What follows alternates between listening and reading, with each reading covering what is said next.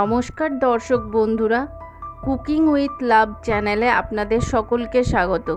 আজকে আবারও হাজির হয়েছে একটা নতুন রেসিপি নিয়ে।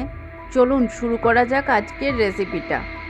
100 গ্রাম কাবলি ছোলা সারা রাত ভিজিয়ে রেখে তারপর সেটাকে প্রেসার কুকারে পরিমাণ মতো জল দিয়ে 6টা হুইসেল দিয়ে সিদ্ধ করে নিচ্ছি।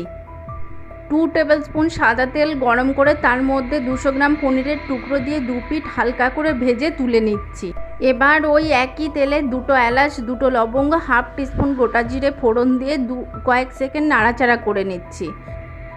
তারপর ওই তেলে একটা মাঝারি সাইজের কুচানো পেঁয়াজ দিয়ে 3 মিনিট আমরা ভেজে নিচ্ছি, গ্যাসের আঁচটা মিডিয়াম রেখে।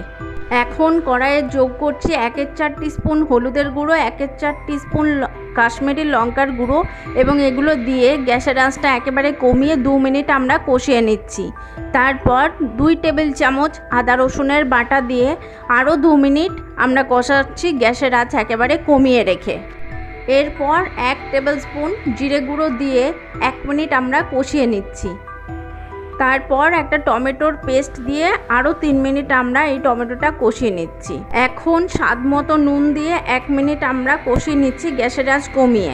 তারপর আমরা এখানে যোগ করছি 10টা কাজুর পেস্ট। এই কাজুর পেস্টটা আমরা 3 মিনিট কষিয়ে নিচ্ছি এবং আমরা অনবরত নাড়াচাড়া করতে থাকছি যাতে কড়াইয়ে ধরে না যায় কাজুর পেস্টটা। তারপর আমরা এখানে যোগ করছি 1 কাপ মতো জল। এখন সব কিছু ভালো করে মিশিয়ে নিয়ে আমরা এখানে যোগ করছি সিদ্ধ করা কাবলি ছোলা। এটা দিয়ে 1 মিনিট কষিয়ে নেবার পর এখানে কড়াইয়ে যোগ করছি ভেজে রাখা পনির।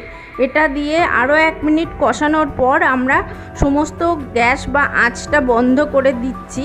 তারপর এখানে সবশেষে যোগ করছি 1 টিস্পুন গরম মশলার গুঁড়ো। সেটা দিয়ে ভালো করে মিশিয়ে নিয়ে আরও 2 মিনিট গ্যাসে স্ট্যান্ডিং রেখে দিচ্ছি। তাহলেই রেডি আমাদের আজকের রেসিপি।